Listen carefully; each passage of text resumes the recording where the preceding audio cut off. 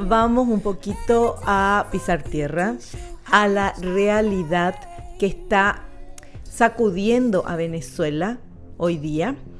Y queremos saber de alguien que entiende mucho esto, una venezolana que vive en Chile, que nos explique un poquito a su manera de ver qué es lo que va a pasar. Porque estamos preocupados. El 9 hay una marcha convocada por María Corina Machado. El 10 llega González Urrutia para asumir el poder. Hay muchos presidentes de diferentes países que dicen que van a asistir como si fuera una asunción al cargo. Y sin embargo, sabemos que eso está muy difícil, ¿verdad? Porque dentro de Venezuela Maduro no reconoce eso. Bueno, ¿qué es lo que va a pasar? Y sobre todo también cómo eso va a impactar a los diferentes países. ¿Y qué va a pasar en Venezuela? Para eso estamos con la periodista y analista política venezolana María Corina Roldán. Hola María Corina, bienvenida. ¿Cómo estás? Hola Mimi, ¿cómo estás? Un placer poder estar en estos espacios nuevamente y bueno, por supuesto contigo. Un gusto María Corina, estar hablando acá, dos mujeres hablando de política. Me parece fantástico en BM Online.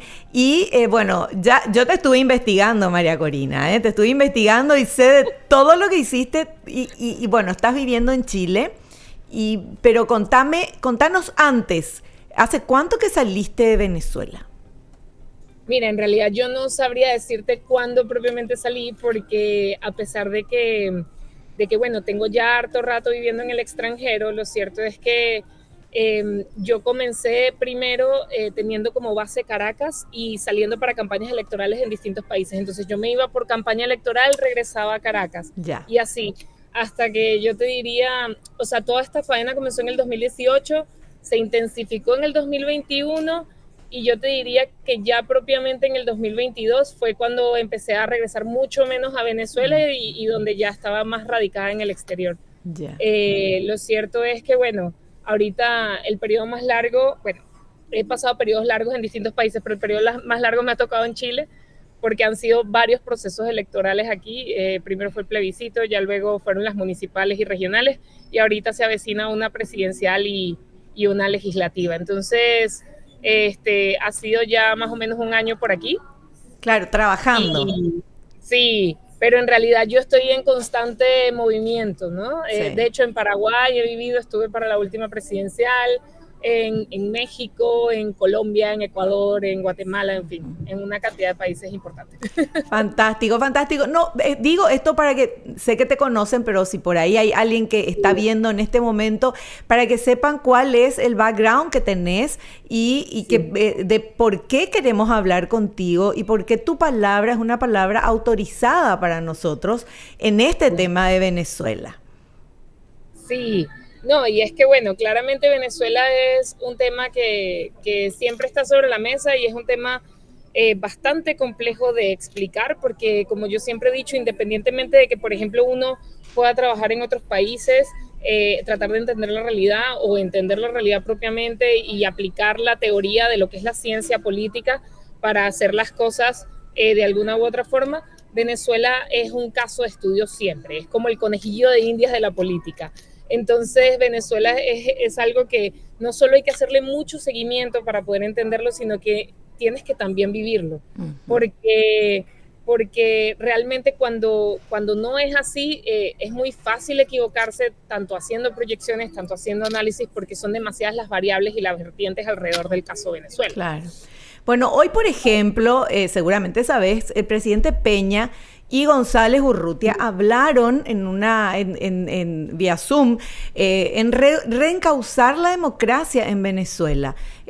Santiago Peña en una videoconferencia con González Urrutia y María Corina Machado, que son los líderes principales de la oposición de Nicolás Maduro, y hablaron justamente de esa necesidad de encauzar y de este proceso democrático que sea real, porque obviamente es lo que todos... Lo que pasa en Venezuela nos afecta a todos los demás países. Sí, No, y no solo a nivel económico, sino también a nivel social, porque mientras la situación no se solvente en Venezuela, mientras la crisis se siga profundizando, las olas migratorias cada vez van a ser mayores, que en el fondo es un poco lo que le pasa a Estados Unidos con México. Estados Unidos tiene actualmente al menos contabilizados ilegales 11 millones de mexicanos. Es una migración que no ha parado. Sí. ¿Y eso por qué? Porque sencillamente la situación de la violencia en México dada por grupos de crimen organizado ha hecho que es una migración que no para y que al final pues se ha normalizado el problema. Y eso es lo que tememos que ocurra en el caso de Venezuela. ¿Por qué? Porque, por ejemplo, la migración más masiva antes de la de Venezuela era la de Siria. Y ahorita, pues ya lo pudimos ver después de que ocurrió lo que ocurrió en Siria ya a finales del año pasado. eh, esto generó inmediatamente un freno, ¿no? Un freno en lo que es la migración siria, y además vimos cómo la gente se está regresando a Siria, pues porque el que es migrante no quiere migrar, el que es migrante no se quiere ir de su país en realidad. O sea, el que al final se termina yendo de su país definitivo es porque se va por de repente oportunidades laborales, oportunidades académicas, incluso Por política, claro. y se van y hacen familia en otro lugar, pero en cierto sentido es muy extraño que una persona se vaya de casa y no quiera regresar. Uno siempre quiere volver a casa. Sí. Entonces, la verdad es que sí, la causa venezolana es una causa que es de interés regional, porque entendemos, y yo siempre se lo digo a todo el mundo, Venezuela fue un país que fue receptor de migrantes por mucho tiempo, y nosotros recibimos migrantes de cualquier cantidad de países. Mira, yo conozco gente hasta de Lituania, o sea, en Venezuela había gente de todos los países del mundo que se te pasen por la mente. Sí. Y yo crecí en esa multiculturalidad que fue maravillosa y que fue mágica. Pero también tenemos que tener en cuenta algo, que Venezuela era un país supremamente rico. Entonces recibir migrantes no era un problema, mientras que hay otros países que en realidad sí les pesa económicamente hablando, porque son países que no necesariamente son ricos, que no necesariamente tienen o sea, no sé cómo decirlo, pero una economía tan fuerte, y que al final recibir gente en estado de vulnerabilidad pues les pesa.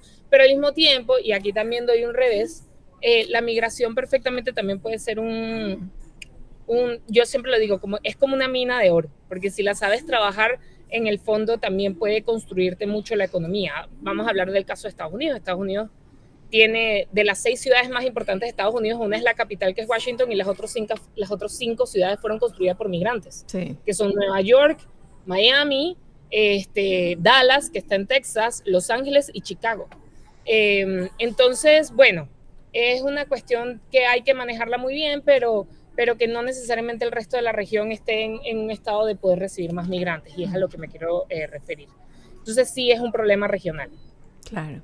Ahora, lo que sí, lo que no, o sea, hay muchas cosas que nos preocupan, pero en este caso es lo que va a pasar ahora, el 9, en 3 días más.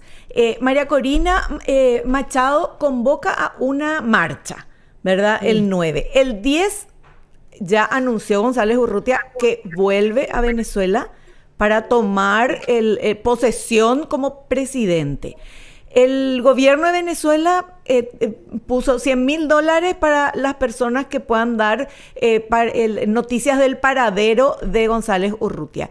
¿Qué va a pasar ahí?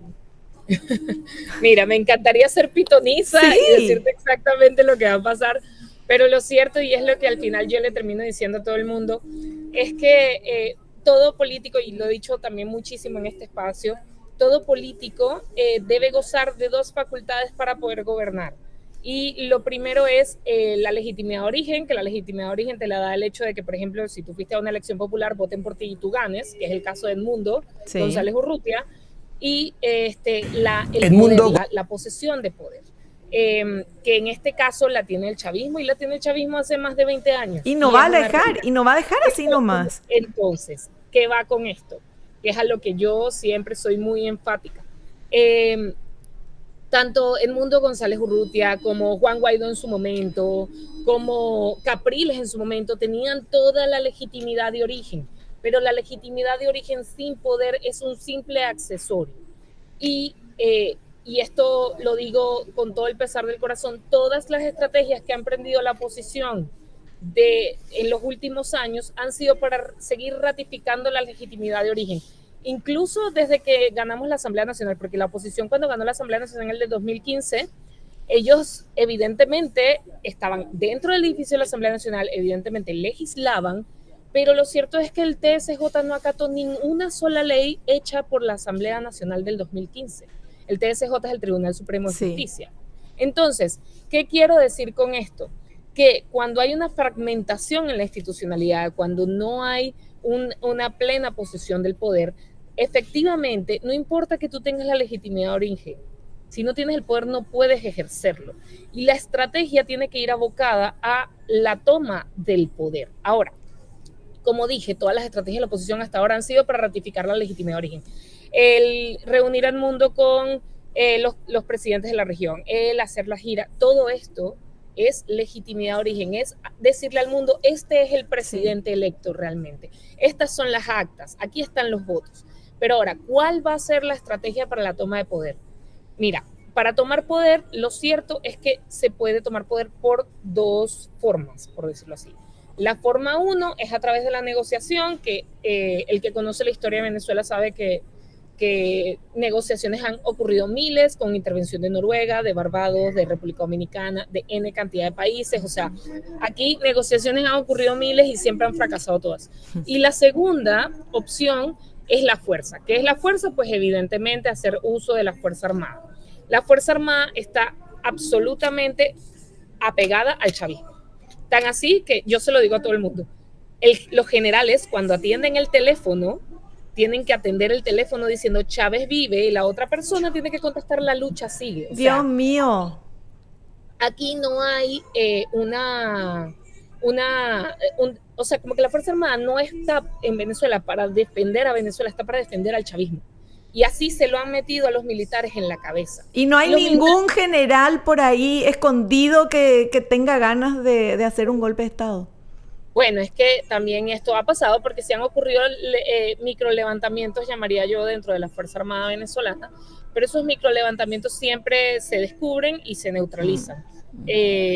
Porque, bueno, también a los militares le hacen mucho uso del miedo con ellos, ¿no? Entonces, ¿qué quiero decir con esto? Que el uso de la fuerza o se hace a través de que, bueno, efectivamente tengas personas infiltradas dentro de la Fuerza Armada que generen una especie de rebelión, o por el contrario, que haya un uso de fuerza internacional. Pero que esto es absolutamente, bueno, no quiero decir inviable, pero es improbable, porque también los países se van a cuidar de hacer uso de fuerza bélica en otro territorio que no es el de ellos, porque esto también irrumpe con la soberanía. Claro. Y ya esto es algo que se vivió con Noriega, que se vivió en su momento con Allende aquí en Chile. Evidentemente el uso de la fuerza internacional se utilizó, se condenó, y vamos a decirlo así, como que no hay ningún país que actualmente se vaya a echar ese muerto, o sea, o a ponerse esa raya encima, ¿no? Porque además es una situación muy complicada. Recordemos que los aliados del chavismo, no solo está Rusia, no solo está China, no solo está Irán, están grupos terroristas, están grupos guerrilleros que han hecho de Venezuela su casa y van a defender el territorio venezolano como la casa que han hecho. Entonces, el uso de la fuerza es un uso que no se ha contemplado a nivel internacional. Es precisamente por eso.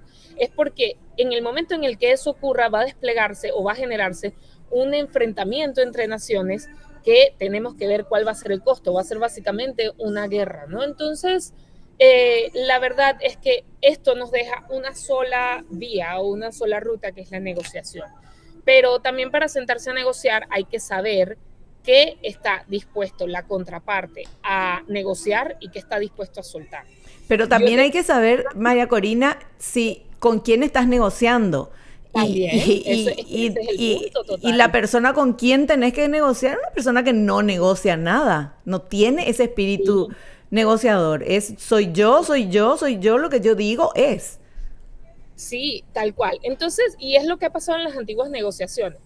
Pero, y nuevamente, yo, por ejemplo, que he trabajado harto en política, yo creo profundamente en el poder de la negociación. Siempre hay algo donde la contraparte va a estar dispuesta a ceder. Lo que pasa es que tú tienes que evaluar hasta cuándo tú puedes dar, ¿no? Porque este tipo de negociaciones y negociaciones con personas que no tienen escrúpulos, que al final son personas que, bueno, que están condenadas por crímenes de lesa humanidad, ya por ahí Sí. entiendes qué tipo de personas son. En el fondo tienes que ver exactamente qué es lo que quieren y qué estás dispuesto a dar.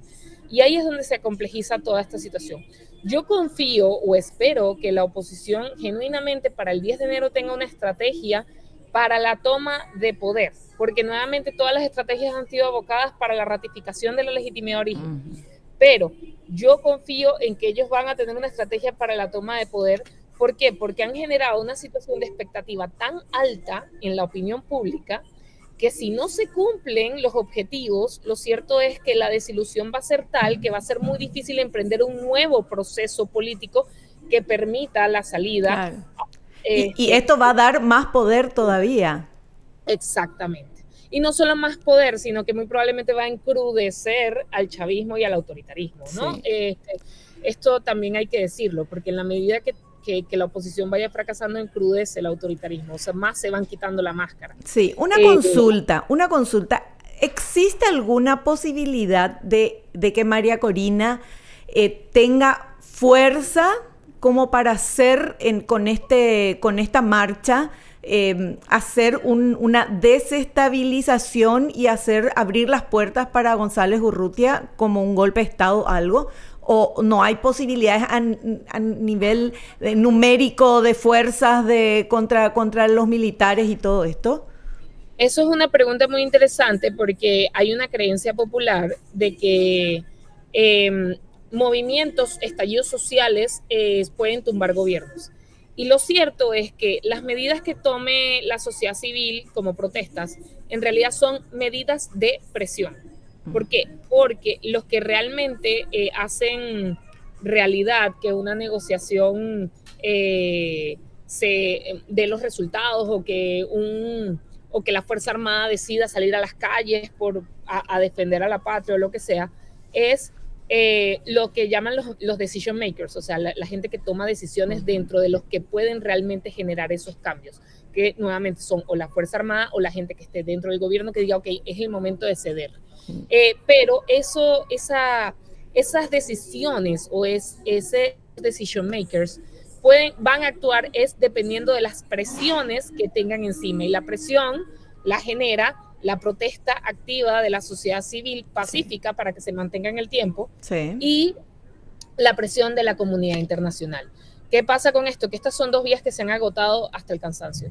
En Venezuela, levantamientos sociales han ocurrido en el 2002, en el 2005, en el 2012, en el 2007 fue muy fuerte, en el 2017 también fue muy fuerte, y ha continuado en el 2023 también pasó. Al final, la protesta nunca ha cesado en Venezuela, a diferencia de otros países como por ejemplo Cuba, donde realmente los ciclos de protesta son cada 10 años aproximadamente.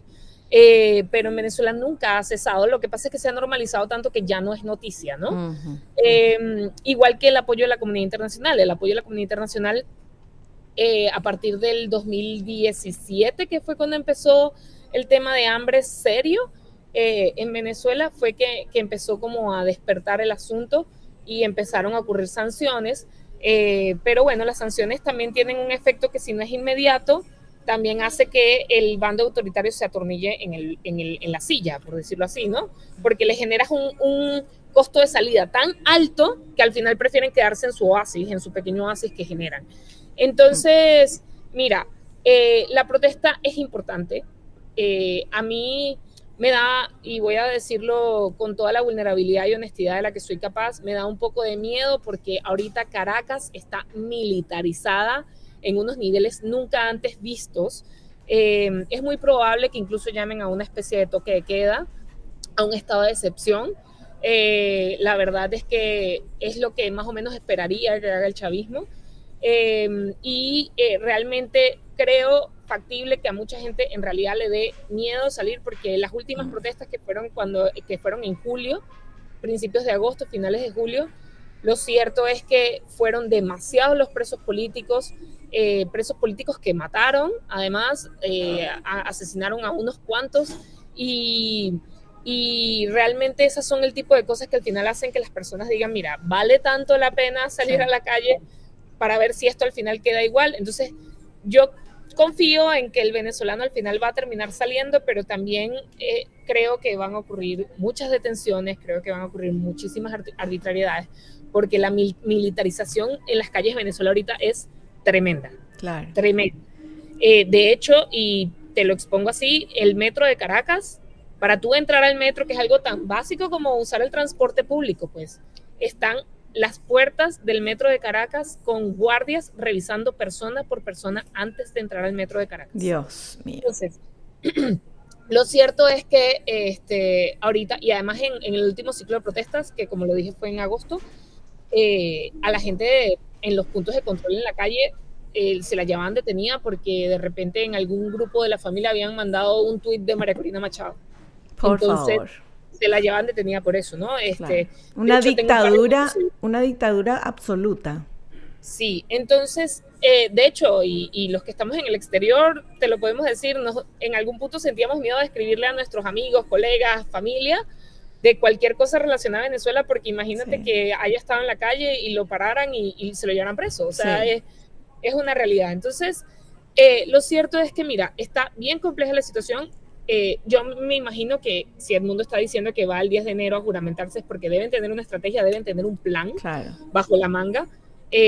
No sé qué tipo de plan puede hacer, pero es un tipo de plan que nuevamente pasa o por la fuerza o por la negociación. Vamos a ver por cuál de los dos factores podría estar pasando esta resolución. Ciertamente. Entonces, sí creo que la protesta del 9 se va a dar, se va a gestar. No creo que ese día haya uso de la fuerza, porque cuando hay uso de la fuerza difícilmente sacas a la sociedad civil a la calle, porque sabes que van a haber militares en la calle. Pero lo cierto es que, bueno, sí creo que puede traducirse en detenciones y en una situación un poco difícil.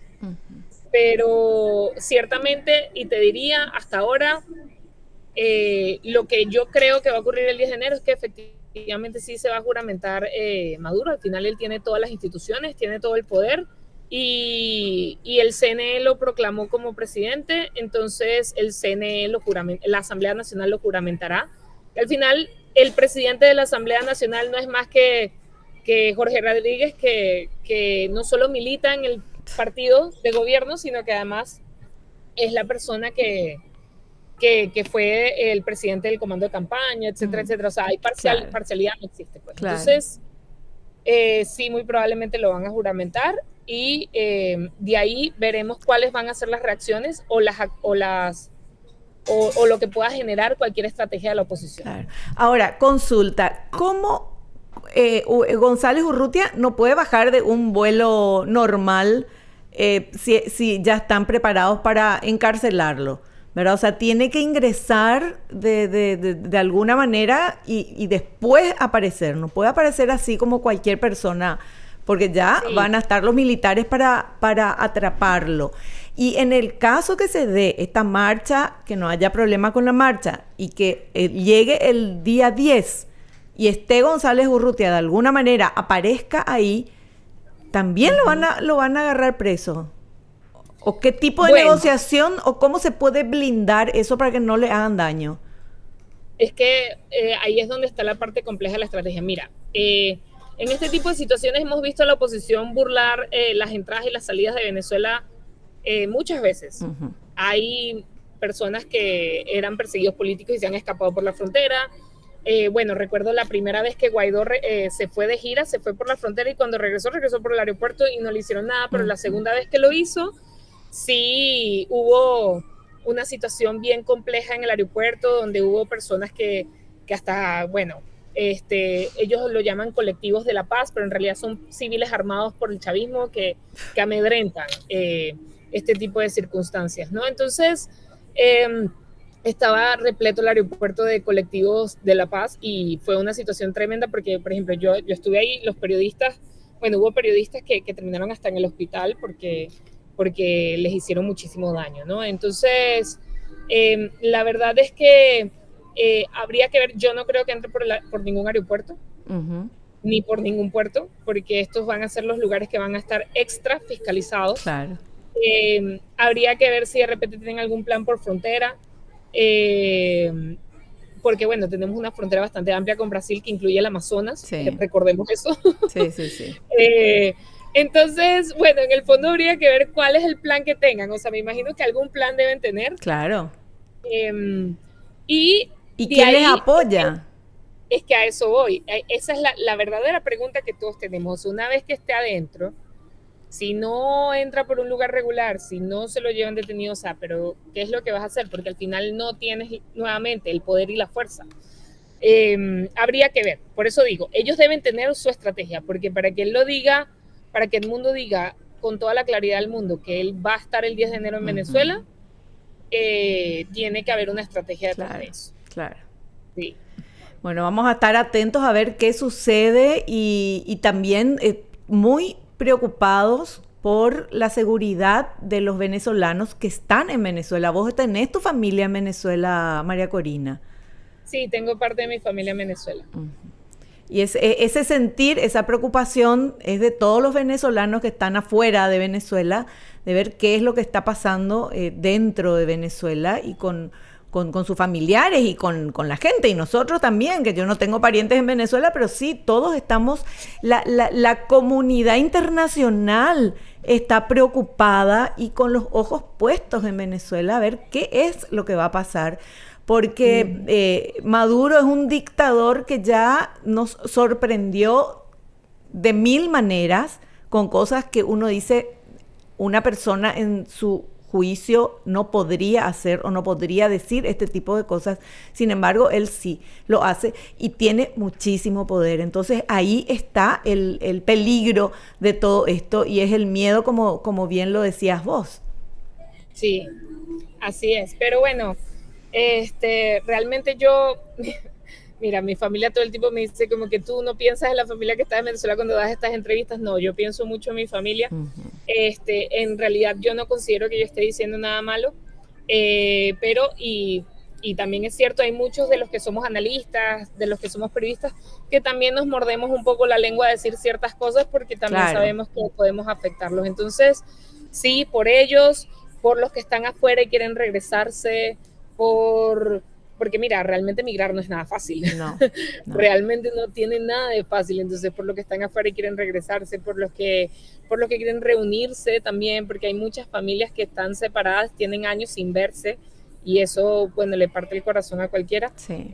Yo creo que es un momento cumbre para todos y, bueno, como decíamos en la época de las buenas novelas venezolanas, ¿no? Las telenovelas están en la etapa cumbre, estamos en la etapa cumbre. Entonces, bueno, vamos a ver qué depara esta etapa cumbre para el pueblo venezolano y en qué se puede traducir. Bueno, y otra consultita, si Urrutia no asume este 10 por A o B motivo, por la fuerza, por lo que sea, cómo será su futuro político? Bueno, eso es una pregunta un poco compleja porque puede ocurrir varias variables. Lo cierto es que el pueblo venezolano es un pueblo venezolano que es un poco muy a lo Simón Bolívar. ¿Y qué quiero decir a lo Simón Bolívar? Que nosotros literalmente matamos políticamente a la gente, pero de una forma en la que tú deshonras mis ilusiones y literalmente te corto la cabeza con la espada. Ujú. Somos un pueblo un poco, no sé cómo decirlo, pero sí inquisidor. Ujú. Entonces, eso es sobre todo lo que más me preocupa de que las expectativas las estén poniendo tan altas. Porque yo ya conozco a mi gente, conozco mi ganado, o sea, yo Sí, sé que el venezolano en el momento en el que tú lo desilusionas, en el momento en que tú lo defraudas, no hay perdón. Pasó con Capriles, pasó con Guaidó, sí. que en el fondo cuando tú ves las estrategias tanto de Capriles como de Guaidó, como la de la Asamblea Nacional 2015, tú sabes que son estrategias que están apegadas a lo que la ciencia política dicta y que estuvieron muy bien hechas. Lo que pasa es que al final pues no resultaron, no dieron el resultado que se esperaba. Y aún así, tú hablas con un venezolano a pie y tú le mencionas a Guaidó, tú le mencionas a Capriles y a veces lo odian más que al mismo chavismo. Porque los ilusionó. Sí, porque deposité toda mi esperanza en ti y no lo lograste, ¿no? Entonces, mira, la verdad es que yo te diría que en el caso de que el mundo no lo logre, ahí no solo va a afectar la carrera política del mundo, sino muy probablemente también la de María Corina. Entonces, lo cierto es que, mira, a María Corina le tienen mucho cariño, realmente creo que haya despertado la esperanza como nunca antes lo había visto en el pueblo venezolano y es algo que, pues, como líder política se le agradece, pero este es un momento también cumbre en la vida y en la carrera política de ella. Claro. Si lo logra, muy probablemente sí, le van a dar todas las glorias, pero si no lo logra, muy probablemente la van a condenar fuertemente, a ella y al mundo. Qué difícil, qué momento que se está avecinando y que se va a presentar este 9 y 10 en Venezuela. Y así por todo esto que estamos hablando, uno piensa que, bueno, por más que digas que las negociaciones, el tema es que para que hayan negociaciones tienen que haber dos personas con ganas de negociar. Sí. Y acá yo no veo que Maduro tenga ganas de negociar absolutamente nada porque él tiene el poder, está en el poder, tiene a toda la fuerza militar y no tiene escrúpulos. Entonces, ¿qué va a negociar? El tema acá es solamente, a mi manera de ver, que lastimosamente va a tener un costo de vidas, puede tener un costo de vida alto, es que sea algo tipo golpe de Estado con fuerza, porque sí. O si no veo, yo no soy analista política, soy nada más una persona que está viendo qué es lo que está pasando en el mundo y no veo mucha solución. Sí, sería cuestión de ver. Mira, al final, y yo siempre lo digo, porque bueno, también me ha tocado estar ahí, en el backstage político se mueve muchísimo, más de lo que podemos ver. Ya. La política es como un iceberg, ¿ok? Claro. Lo que tú no ves es 3 veces más inmenso de lo que realmente estás viendo. Entonces, mira, a veces hacer análisis con simplemente lo que estamos viendo es como manejar con muchos puntos ciegos. Ya. Eventualmente hay algo que te va a sorprender, hay algo que sabes que te va a hacer chocar o que va a hacerte cambiar de rumbo, ¿ya? Entonces, ¿qué te puedo decir? Mira, sobre todo en el caso venezolano, muy probablemente en el backstage político esté ocurriendo muchísimo, muchísimo, y no lo dudo. Entonces, hay que ver, yo no dudo tampoco que ellos hayan tocado la puerta para negociar, muy probablemente sí, porque bueno, al final las conversaciones son necesarias en todo ámbito político siempre, y eso es algo que bueno, a veces mucha gente no lo entiende, porque mucha gente dice, bueno, pero en una transición hay que, no sé, guindar en la plaza a todos los chavistas. Muy probablemente no va a ser así, una transición muy probablemente vas a ver sentado al chavista más rancio con el opositor de ultraderecha más rancio, todos sentados en una misma mesa negociando por un tiempo mientras realmente se normaliza la situación, ¿no? Entonces, de eso se trata, ¿no? Yeah. Sí, las transiciones son duras y bueno, vamos a ver si esta va a ser la oportunidad o no para Venezuela. Y si no, hay que seguir. O sea, al final es lo que yo siempre le digo a la gente, el mundo no se va a acabar, Venezuela va a seguir ahí. El país va a seguir ahí, nuestras reservas de petróleo van a seguir ahí, nuestras reservas gasíferas van a seguir ahí, nuestras playas van a seguir ahí. Y el seguir implica el poder darte el golpe, levantarte, repensar y ver exactamente cuál va a ser la nueva estrategia. Porque al final la causa de la libertad y la causa de la verdad es lo que es realmente importante. Y de que la vamos a conseguir. Porque, como quien dice, no hay mal que dure 1000 años. O sea, aquí ha caído cualquier cantidad de dictadores a nivel mundial en la historia, a lo largo de la historia. Yo no creo que el chavismo sea una fuerza tan imponente que vaya a durar 10.000 años, ¿no? realmente no. Hasta el Imperio Romano cayó, el chavismo también va a caer. Y así es como hay que pensar. Perfecto. María Corina Roldán, muchísimas gracias por este tiempo. Estamos atentos y obviamente que vamos a estar también en contacto contigo el día de. Muchísimas gracias por la invitación. Les mando un abrazo y un beso a todos ustedes, que los quiero muchísimo. Y saludos a Bruno, que sé que está de vacaciones también. Perfecto. Gracias. Besitos. Chao, chao, María Corina Roldán. Chao. Encantadora y qué fantástica, ¿verdad? Ahí se dan cuenta cuando es el oficio, ¿verdad? Ella es analista política, entiende de todo esto, y yo con una idea así tan naif, ¿verdad? Que solamente de esta manera se podría conseguir. Sin embargo, bueno, ahí está el iceberg. Yo veía nada más que la puntita del iceberg, y evidentemente si González Urrutia dice que va a estar el 10 es porque tiene algo de seguridad y ya está armando algo para poder estar y jurar. No va a ir a aparecer y salir corriendo. Bueno.